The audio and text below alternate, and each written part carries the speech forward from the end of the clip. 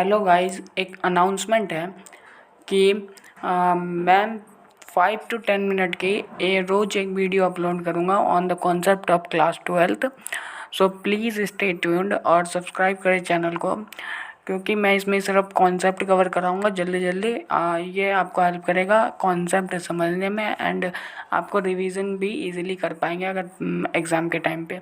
Okay, और important question and में मैं करवा दूंगा जो मेरी तरफ से इम्पोर्टेंट लगते हैं। मेनली नए बैच वालों के लिए है, जो जिनका बैच 2021-22 है उनके लिए, एंड जिसका अभी एग्ज़ाम आने वाला है तो वो इससे रिवाइज कर सकते हैं। So please subscribe to the channel. So let's continue with our today's video. Okay, तो आज से हम एनपीओ स्टार्ट करेंगे और जल्दी इसके सारे कॉन्सेप्ट कवर कर लेंगे। So let's get started. Hello guys, as we know that we are discussing today NPO। Okay, तो हमारे एग्ज़ाम के लिए NPO कितना इम्पोर्टेंट है यह हमें बताने की ज़रूरत नहीं है, फिर भी हम डिस्कस कर लेंगे एक बार। There is 80 marks paper of us. Okay, जिसमें से NPO अराउंड हमारा 10 मार्क्स का है। ठीक है, तो 10 मार्क्स हमारे डिवाइडेड कैसे हैं? एक 6 मार्क्स का क्वेश्चन आता है, एक 3 मार्क्स का क्वेश्चन आता है और एक 1 मार्क का क्वेश्चन आता है। अगर हम 10 मार्क्स देखें of this 80 marks, then it will comes around more than 10%। Okay, 10% से भी ज़्यादा पेपर एनपीओ से आता है। ओके, तो ये हमारे लिए एक इम्पॉर्टेंट चैप्टर है, तो इसको कोई स्किप नहीं करेगा। ओके, सब करके जाएंगे। चलो स्टार्ट करते हैं अब। तो एनपीओ, जैसा कि हम सबको पता है एनपीओ होता क्या है। NPO non profit organisation. ठीक है, नॉन प्रॉफिट ऑर्गेनाइजेशन का मतलब होता है कोई भी ऐसी ऑर्गेनाइजेशन जो प्रॉफिट अर्न करने के मोटिव से काम नहीं करती। ओके, उसका कोई एक मोटिव होता है जो सोसाइटी के लिए होता है, सच एज कि उसका एक प्लान है कि वो स्पोर्ट्स एनजीओ है। लेट्स से स्पोर्ट्स एनजीओ है, वो बच्चों को गेम स्पोर्ट्स खिलवाती है और उनको प्रिपेयर करती है नेशनल इंटरनेशनल लेवल के लिए। वो जो एनजीओ है जो बच्चों को प्रिपेयर करती है नेशनल इंटरनेशनल लेवल के लिए, ओके, स्पोर्ट्स लेवल के लिए, तो उसका काम क्या है? बच्चों को सोसाइटी को एक सर्विस देना। इस काइंड की एनजीओ, नॉन प्रॉफिटेबल एनजीओज का मोटिव ही क्या होता है? सोसाइटी को सर्विसेज देना। ओके, सोसाइटीज़ को सर्विस देना, सोसाइटी में जो भी सर्विसेज देना जिससे लोगों का वेलफेयर हो सके। ओके, तो इन सब टाइप की एनपीओज मेनली हमने जो देखा है वो एनजीओज, लाइब्रेरी और स्कूल्स होते हैं एनपीओज के फॉर्म में। ओके, तो ये जो एनजीओज या फिर एनपीओज होते हैं इनके पास बहुत अलग अलग टाइप की रिसीट्स आती है। ये लोग कोई काम तो करते नहीं है ना, तो इनको कौन देता है पैसे? लोग देते हैं। लोग क्यों पैसा देंगे? क्योंकि लोगों का इनमें ट्रस्ट है। अगर लोगों में इन्हें अपना ट्रस्ट बनाए रखना है तो इन्हें क्या करना पड़ेगा?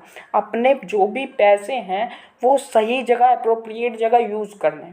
ओके, और लोगों को बताना है कि ये इनके जो भी ये पैसा रिसीट्स इनफ्लो ऑफ कैश होते हैं वो अप्रोप्रिएट इनके मोटिव के लिए यूज़ हो रहे हैं। ओके, तो इनके बहुत अलग अलग टाइप के रिसीट्स होते हैं। एग्जाम्पल के लिए डोनेशंस हो गया, सब्सक्रिप्शन हो गया, लाइफ मेंबरशिप फीस हो गया, एंट्री फीस हो गया, बहुत अलग अलग टाइप के डोनेशंस, गवर्नमेंट ग्रांट्स होते हैं। ओके, स्पेशल रिसीट्स होते हैं, फंड्स के लिए पैसे आते हैं, तो डिफरेंट टाइप्स। अब इनके क्या होते हैं? अलग अलग मोटिव होते हैं, उन मोटिव के लिए ये सारे फंड्स यूज़ होने चाहिए। ओके, तो ये फंड्स उनके मोटिव के लिए यूज़ हुए हैं कि नहीं, इसके लिए हमारा काम क्या होता है कि एक अकाउंटिंग होनी चाहिए। Objective of accounting in case of NPO is same, कि हम इवेल्युएट करते हैं। क्या करते हैं? इवेल्युएट करते हैं परफॉर्मेंस ऑफ एनजीओ, कि क्या एनजीओ ने जो भी अपने गोल सेट किए थे वो परफॉर्म करे हैं या नहीं। सेकंड, हम एनजीओ के या फिर एनपीओ के जज करते हैं whether the organisation are appropriating fund within 3 okay, तो क्या वो एनपीओ जो भी काम कर रही है वो अपने 3 E what is this 3 Es? 3 is economic, efficiency and effectiveness, प्रभावपूर्णता एंड कुशलता, जो भी बोलते हो हिंदी में, ठीक है। प्रभावपूर्णता, कुशलता और इकोनॉमी को अपना ढूंढ लेना, ठीक है ना, आर्थिक स्थिति के रूप में, जो भी सही। तो इकोनॉमी, एफिशिएंसी एंड इफेक्टिवनेस के फॉर्म में अप्रोप्रिएटली जो भी फंड्स हैं वो यूटिलाइज हो रहे हैं, ठीक है। ये अकाउंटिंग कैसे करेगा? जो भी फर्म है, जब भी फंड है, वो अप्रोप्रिएटली रिकॉर्ड होगा by the help of accounting processes. उसके बाद वो फाइनेंशियल स्टेटमेंट्स बनेंगे और फाइनेंशियल स्टेटमेंट प्रेजेंट होंगे किसके सामने? जो भी हमें पैसे देते हैं। कौन देते हैं पैसे? सब्सक्राइबर्स होते हैं, मेंबर्स होते हैं ऑफ एनजीओ और अदर पर्सन, जिससे जो भी डोनेशन देना चाहे, अगर वो फाइनेंशियल स्टेटमेंट देखेगा और अच्छी होगी फाइनेंशियल स्टेटमेंट, अप्रोप्रिएट होगी, तो उससे हमारा एनजीओ का क्या होगा? बेटर गुडविल बनेगी, उससे हमारे पे और फंड्स आएंगे और मोटिव्स हम अपने हायर लेवल पे ले जा पाएंगे। ओके, तो अकाउंटिंग बहुत इंपॉर्टेंट रोल प्ले करता है इन केस ऑफ एनजीओ, तो वही हम पढ़ने भी वाले हैं। अगर हम दिल्ली की बात करें तो दिल्ली में बहुत अलग अलग टाइप की एनजीओ है। I have seen the Goonj foundation, I have work for something here and that, कि इसका मेन मोटिव स्वास्थ्य से रिलेटेड है, ठीक है, स्वास्थ्य, शिक्षा, इन सब चीज़ों से, और मेनली ये बच्चों, जो भी चिल्ड्रंस होते हैं, उनके स्वास्थ्य शिक्षा से डील करती है। ओके, तो गूंज फाउंडेशन नाम की एनजीओ है, तो इसका भी पीएनएल नहीं बनता होगा, इसका इनकम एंड एक्सपेंडिचर अकाउंट बनता होगा। एज्यूम करो हम पिछले साल क्या पढ़ के आए हैं? Financial statement of sole proprietorship. Okay, तो उसमें हम क्या क्या बनाते थे? Profit and loss account, trial balance, cash book, balance sheet, trading account, अगर मैन्युफैक्चरिंग एंटिटी है तो मैन्युफैक्चरिंग अकाउंट, बहुत सारी चीज़ें, ठीक है। मगर ये क्योंकि नॉन प्रॉफिट ऑर्गेनाइजेशन है, इसका मोटिव प्रॉफिट कमाना नहीं है, तो हम इसके लिए प्रॉफिट एंड लॉस अकाउंट क्यों बनाएंगे?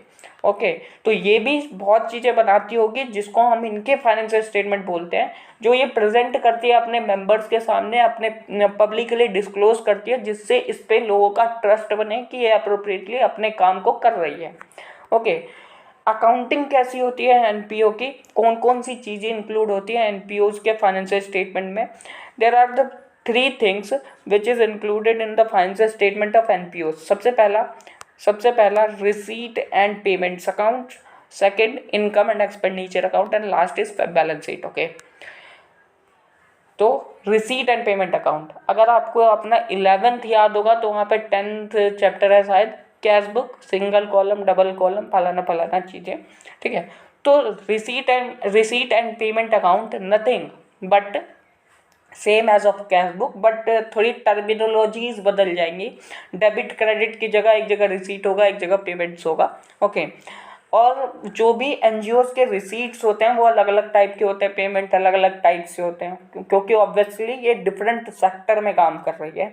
ओके, एंड मोर इम्पोर्टेंट कि ये रिसीट्स है, ठीक है। बहुत बच्चे इसको रिसिप्ट बोलते हैं। ओके, बहुत बच्चे इसको रिसिप्ट बोलते हैं, तो ये रिसीट है, it is not a receipt, receipt है। ओके, तो ये same as of cash book की तरह हमारी अगली video receipt and payments account पे ही आएगी। सेकंड होता है इनकम एंड एक्सपेंडिचर। अगर हमें याद है तो हम क्या बनाते थे उस टाइम 11th क्लास में? ट्रेडिंग, उसके बाद प्रॉफिट एंड लॉस अकाउंट। अगर ट्रेडिंग एंटिटी है तो ट्रेडिंग और उसके बाद प्रॉफिट एंड लॉस अकाउंट, अगर मैन्युफैक्चरिंग एंटिटी है तो मैन्युफैक्चरिंग अकाउंट और उसके बाद profit and loss account. But वो किसके लिए था? वो ऐसी फॉर्म्स के लिए था जिसका मोटिव होता है earning money, earning profit, but there is nothing any entity who has a motive to earn money or earning profit.